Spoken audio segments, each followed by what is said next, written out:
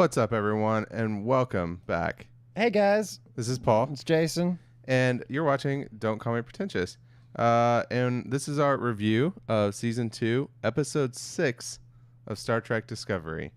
And sorry for the bit of delay. We've had some streaming issues, but anyway, it's Technical difficulties. Technical difficulties. It's still telling me that the stream health isn't good, so I don't know what it's doing, but it still seems to be streaming. So anyway, we'll get on with the review. Jason. So what? So the Baul wear gimp suits. I don't know.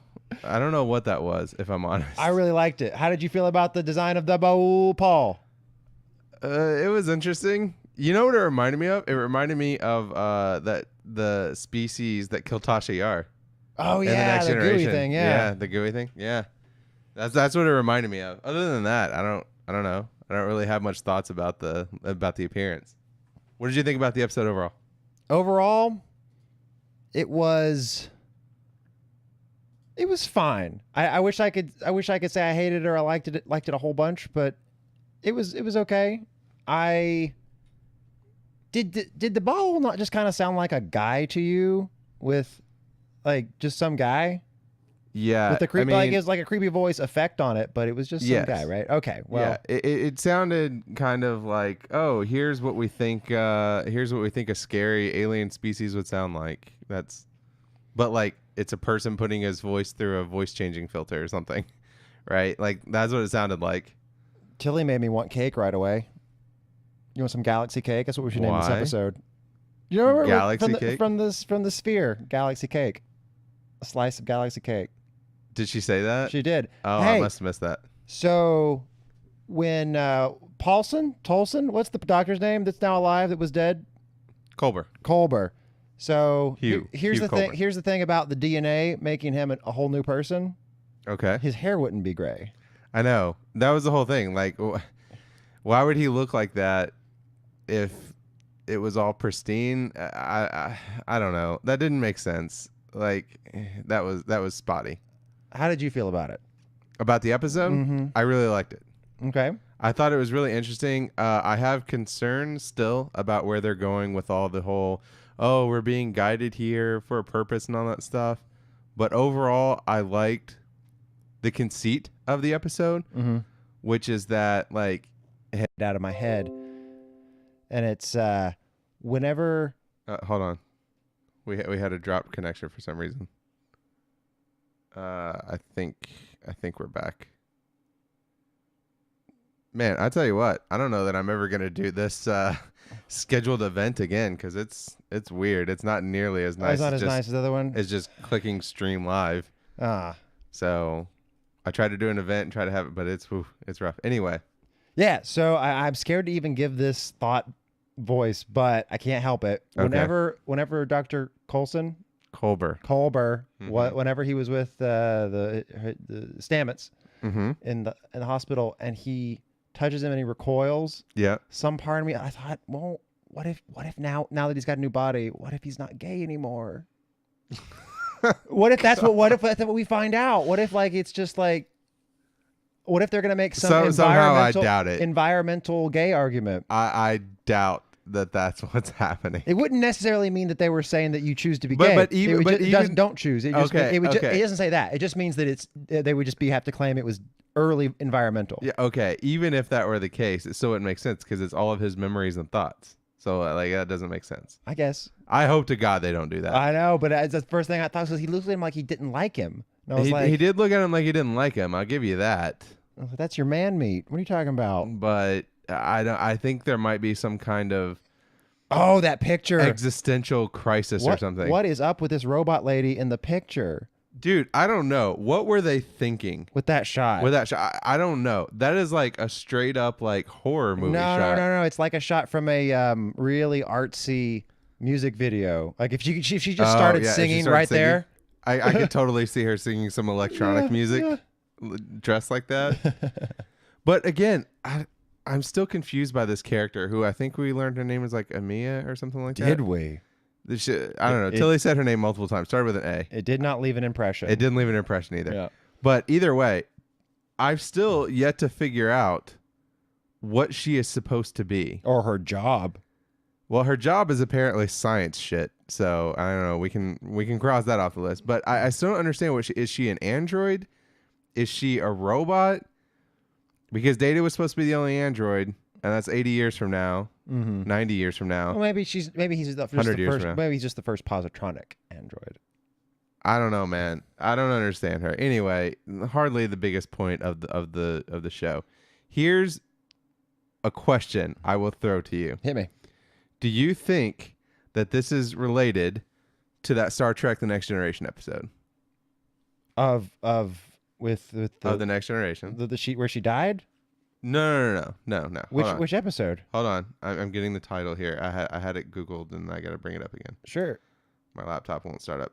It was called anyway, it's the episode where the Cardassians and the Klingons and the Federation. Yeah. They're all following this genetic mystery. Yeah. And they find out that it was this humanoid species that planted their DNA all throughout the Alpha and Beta quadrant thousands of years ago, but millions of years ago, that created the seeds of life, and that's why we all look the same. That's why we're all humanoids, because we all share a common ancestor. I do remember that episode. Yes. Do you think this is related? I'm wondering. Why would you think that? I'm wondering if the Red Angel is one of those. Oh, I think it's one of those species, and it's back here being like, hey, I don't know, some people are really fucking stuff up right now, so we got to come back and get stuff back on track. Well, we know it could, even though they were extinct by that point. It could have something to do with time travel, though, right? It could be somebody from the future, tachyons, and therefore it could be. It was called the Chase. It could be Sir Patrick Stewart. Oh man! Oh, what if they get the Red Angel and it's Patrick Stewart from the future? somehow, I doubt it. Oh, then they got the series coming up. That's what I'm saying. They could tie. They tied in one series. They could tie in this series too. We do have the series coming up. That is a thing that is happening. I grant you that.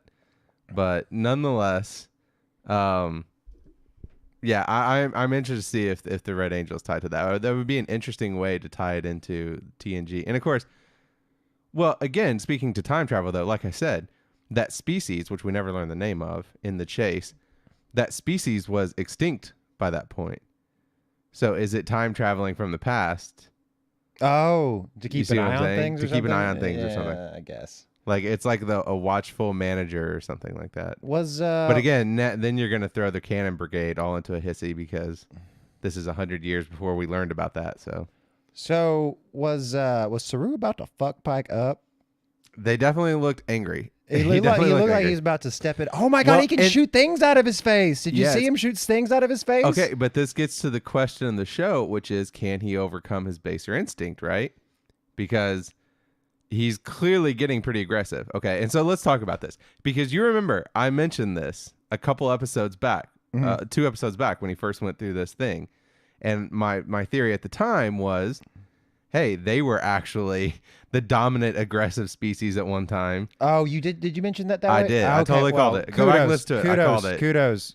You got it. I'll be honest, though. When this episode started, I honestly thought they were going to go in a different direction. I thought it was going to be that the Kelpians, like the Baul, was actually the evolved state of the Kelpians. Yes, that was mine. And I thought that was what it was going to be, too. It's still on the table.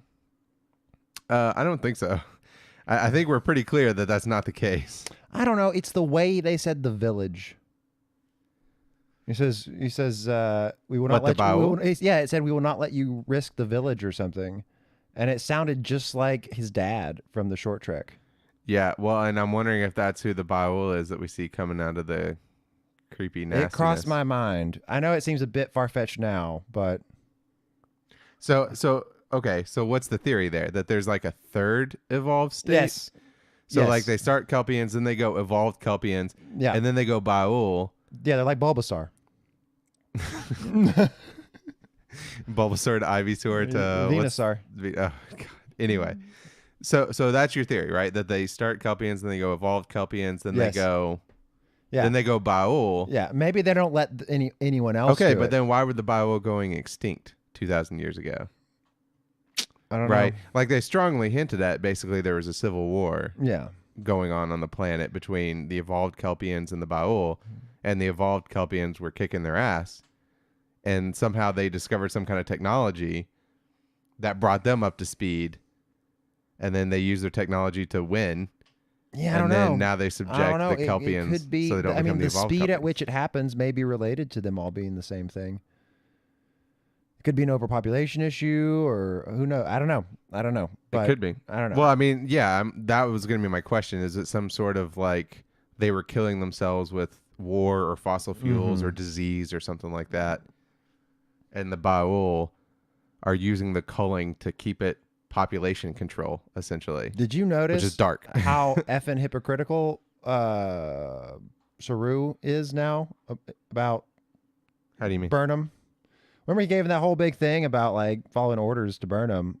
And Oh, then, yeah. he like goes rogue suddenly. Yeah. Well, because now he has his inhibitions Now taken he back. has, He's getting more aggressive. testosterone. Yeah. He's getting more and more aggressive. So, I mean, that again, that's one of those things, right? Like, is that what's happening here? Like, is he going to be able to overcome his aggressiveness to be, a Starfleet officer, which is supposed to be about peace, right? Yeah. All right. Well, that's all I really got on the episode, but I am excited to go to Vulcan. That does sound great. How about you feel about it? Get to see the upside down buildings hanging off cliffs again. Remember that? It was cool. No, I don't know. It's from the JJ verse. Oh. And they show Vulcan like some of the... I kind of try to block that out. The first episode's good. The first movie's good. The first movie is good. Yeah, anyway, so what would be interesting too is if the Red Angel was, well, I guess it wouldn't be. Anyway, I was going to say what would be interesting is if the Red Angel was like set off some of these events a long time ago. Like, what if the Red Angel is the one that gave the technology to the Baul that helped them come back from almost extinction to win? Oh, maybe it's correcting its mistakes. Maybe it's correcting its mistakes. Could be. Maybe it started World War III. Maybe it's Q. Oh. You know what? I kind of okay. I actually do have a suspicion. This doesn't feel like Q style. I do have one at last suspicion about the Red Angel. Okay. The wings. I think I know what the wings are. What are the wings? I think that it's like. Do you ever see the trailer or, God forbid, watch the whole movie of the Assassin's Creed movie? No, I never saw it. Well, in the trailer, you can see that they've got like him hooked into a bunch of ropes around his waist. Yeah. Right. I think it's going to be something like that. And like when they go back in time, they're tethered to a bunch of little arms. What? I do. I think that the wings, like the way it looked in the picture. Yeah. I think it's tethering him back to the time that the Red Angel is naturally from. I do. It's a tether. It's a temporal tether. Yes. That is the argument that you're making. That is my claim. That is the claim that you're making. Yeah, I bet it is. That is a temporal tether. Yeah. Look at it. If you look at it, it just looks just like it. Like that's bold. Yeah. It's bold. I will say this. One thing I thought interesting about this was the whole. What did you think about the logic with the Prime Directive, General Order 1, as they keep calling it here, which is they're not supposed to interact with the pre-warp species, right? Mm-hmm. But civilization. Civilization. Well, a species. Just in general. Anyway, let's not argue over semantics. Sure. They're not supposed to interfere with pre-warp planets. Yeah. Right? Now, that would include the Kelpians, and that's the whole reason that Saru could never go back to his planet, right? What was it called? Calamar? Space Kashmir. Kaminar. So that's the whole reason he wasn't allowed to go back, because they can't contact. Okay, great. Except for all of a sudden they can. They just did in this episode. And their whole logic was like, oh, they're already aware of space technology because of the Baul. And Saru made contact. I'm like, okay, but all that was true. Yeah, when you got Saru. Years ago when you went and picked up Saru. So, like, why couldn't you make first contact then? Well, I didn't think they wanted to. Maybe they just didn't want to upset the Baul originally, but now they don't care because... Well, that's fair. That's fair, because they did say that when they encountered the Baul, yep, but they made an agreement with them that they turned hostile originally, though. Yeah. Well, and they made an agreement with the Baul that, as part of a peace agreement, I guess, they wouldn't interfere with Kaminar's operations. So I don't know, maybe that could explain it, but it still it just feels like that's one thing I will say about this season. I've liked it overall, but one thing that I keep coming back to, and I love Pike as captain because he's like a good Starfleet captain. And he's Lorca. He's not Lorca. He is Lorca. He's not Lorca. Pike is Lorca. He's not Hashtag Lorca. Pike is Lorca. He's not Lorca. Hashtag Pike's not Lorca. What if those hashtags start trending? Oh how weird would that be? It'd be amazing. How weird would that be? Anyway, man, that you got me. Oh, I like Pike as captain. He's been a good Starfleet captain and follows rules and all that stuff, but understands when to, do. But he consistently now is just like throwing away the prime directive. It's twice now. Oh, it's and we've got just about a Bible verse every episode from him. Oh, yeah. Like he says something. He says something every episode. Okay. Let's get to the religion here in a second. But speaking to, so we had the episode where they went down to the old human planet, and he just broke prime directive, and he was like, "Oh well, for reasons, we're following the red signals," and now he does it again. For such a good captain, he seems to be really, and the spore drive. We weren't supposed to be using the spore drive, and he's just like, "Oh, this is an important mission, so I'm sure Starfleet will be fine." Engage the spore drive. It's like, what?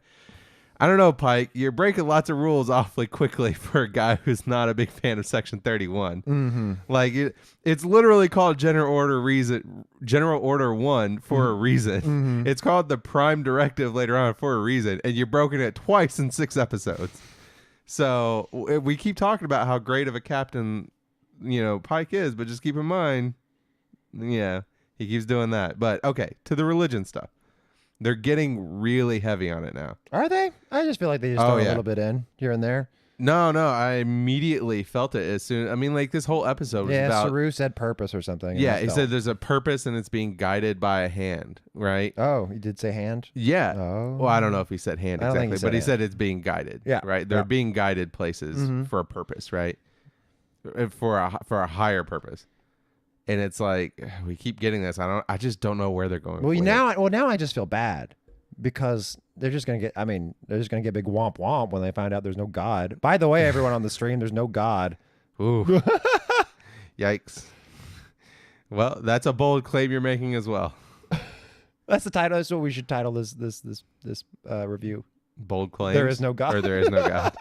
Wait, I thought it was gonna be what was it?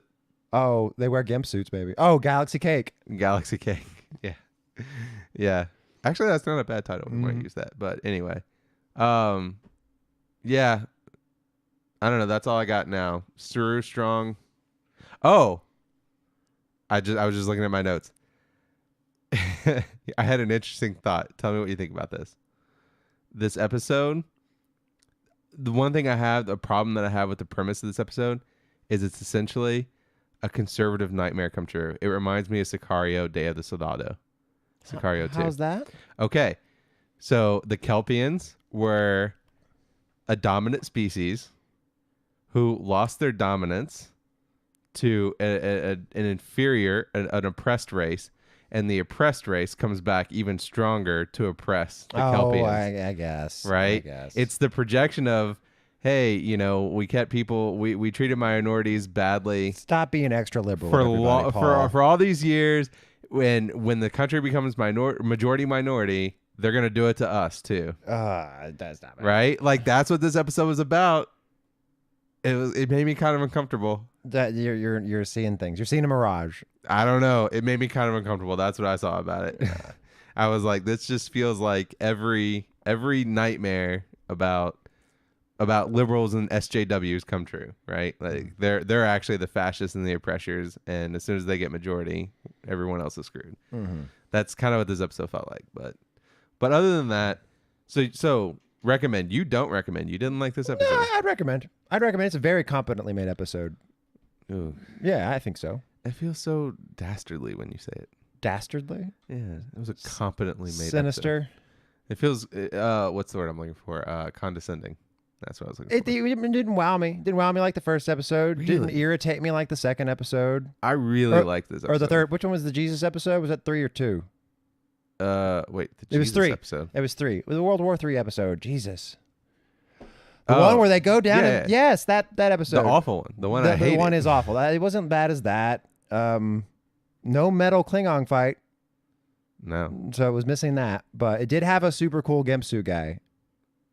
Why do you keep saying gimp suit? Because he's wearing a gimp suit. What is a gimp suit? It's the really tight... Because gimp isn't a PC word. I just want to throw it away. Oh, it's the tight leather outfit that you wear for sex. With a zipper on the mouth. Oh, okay. It's a gimp suit. Yeah, okay. I got you. Yeah. That's why it's not a PC word. It comes from S&M, apparently. Yeah. I was unaware. I'm not big in the S&M scene, unlike our friend Jason, apparently. Well, welcome. Yeah. Welcome to the S&M scene, everyone. With your and he is fucking strong. I have it noted here. Saru is strong AF now. Strong. Well, it seems like he just figured it out. Yeah. Right. Like he got put in a position. As it turns out, these things are paper mache. No. Yeah, basically, like he just tore through them. But that also actually, and now I keep getting off on tangent. That actually makes me wonder if because he's gone through, what do they call it? The something. Something like that. Whatever. Anyway, va mitzvah. Yeah. nice. Vihari. There we go. Yeah. Before he went to the Vihari, he was fast. You remember that episode in season 1 where he was running real fast? I don't remember him ever being strong. At least not this strong. No. And even after his Vihari, he wasn't this strong either. So it seemed like once he was threatened, that's when it happened. That's what triggered it, right? Yeah. He shot the stuff out of his face. Yeah. And then he all of a sudden got really strong. It almost makes you wonder if what happened the first time was like the Baul maybe instigated the war between them or something that. And that's what caused him to be aggressive. Maybe they weren't aggressive before then. Is if he had punched Pike, apparently it would have went right through him. Yeah. Yeah. Yeah. I hope that we don't get some conflict between Pike and No. I hope that was just a one-time thing. Mm-hmm. If that becomes a thing, it's not gonna be I gotta be honest, if Saru ends up getting super aggressive, it would be an interesting plot device, but I'll be upset about it because I like Saru. So I would be disappointed if that happened. He's nice as a dweeb. Oh, I dig it. So anyway, I recommend. I really liked it. I thought it was a good episode. I recommend. I think I liked it more than Jason, but I don't think it's as good as the best episode. I think Vulcan and Crazy Spock next episode sounds like more fun. I'm still wondering if we're going to see Spock next episode. I'm not sure that we are. I bet we do. I bet it's one of those stupid things where they save it like second to last episode we see him, and then he's just in the last 2 episodes or something. We'll find out. That's kind of what it feels like. I don't know. Anyway, well, that's all I have. Is that all you have? All right. Well, is there anyone in the chat that has any comments? Because we will take them now. Until then, I will do the housekeeping. Yeah. I've been Paul. I'm Jason. And you've been watching Don't Call Me Pretentious. This has been our review of Season 2, Episode 6 of Star Trek Discovery, The Sound of Thunder.